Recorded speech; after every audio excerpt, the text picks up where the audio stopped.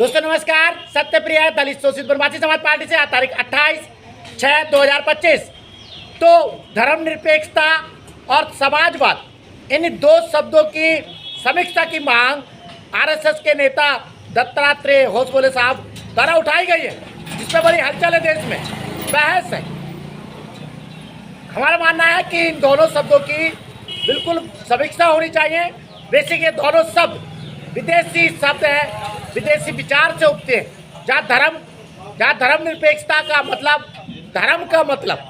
जहाँ धर्म का मतलब रिलीजन है, मजहब है, जो व्यक्ति को एक उत्पाद बनाता है और सारी दुनिया को सिर्फ अपने धर्म में लाने के लिए एक व्यक्ति को न सिर्फ प्रेरित करता है बल्कि बाध्य करता है, हुक और कुक।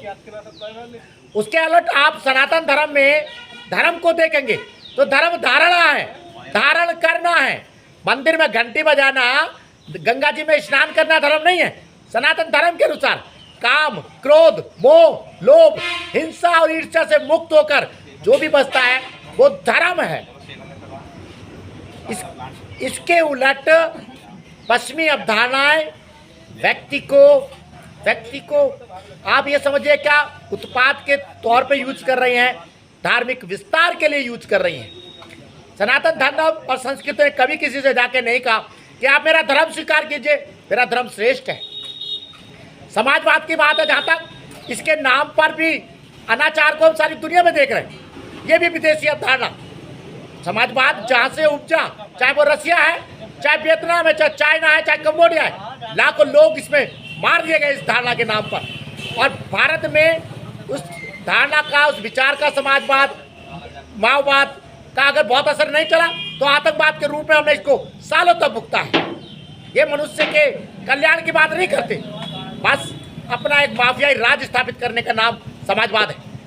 सनातन धर्म में धर्म, काम और क्रोध और काम और धन और कर्म तीनों का समन्वय है। धन के लिए कमाई है, माँ लक्ष्मी है, त्योहार है ताकि धन सब पर प्रभावित हो सके। दोस्तों शीर्षासन धरना आप जानते हैं लगातार जारी है जनहित याचिकाओं के लिए। मैं एक बार फिर दोहरा दूं, जनहित याचिका स्कूली शिक्षा में जाति सूचक शब्दों में कड़ाई से रोक, अम्बेडकर जी को आधिकारिक राष्ट्रपिता घोषित किया जाए, गौतम अदानी, मुकेश अंबानी और रतन टाटा जी को भारत रत्न दिया जाए। यूट्यूब चैनल आप जानते हैं सत्यप्रिय सक्सेना के नाम से लगता है बढ़ाई का, सब्सक्राइब कीजिएगा। एक बात और, जिनको ये लगता है कि इस देश में धर्मनिरपेक्षता, अभिव्यक्ति की आज़ादी, लोकतांत्रिक फलाना ढिमकाना जो मूल्य हैं वो धर्मनिरपेक्षता की वजह से, संविधान की वजह से, वो गलत कहते हैं। ये संविधान तो कश्मीर में भी लागू है, केरल में भी लागू है, केरला में भी लागू है।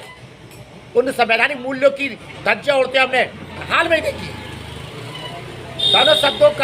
इन दोनों शब्दों को इंदिरा गांधी ने जोड़ा था, ये आप जानते हैं। 70 के दशक में अम्बेडकर जी ने इन दोनों शब्दों का कड़ाई से विरोध किया था। बहरहाल इन दोनों शब्दों का न सिर्फ पुनर्मूल्यांकन होना चाहिए, समीक्षा होनी चाहिए और जरूरत के अनुसार उसमें सुधार होना चाहिए। धन्यवाद।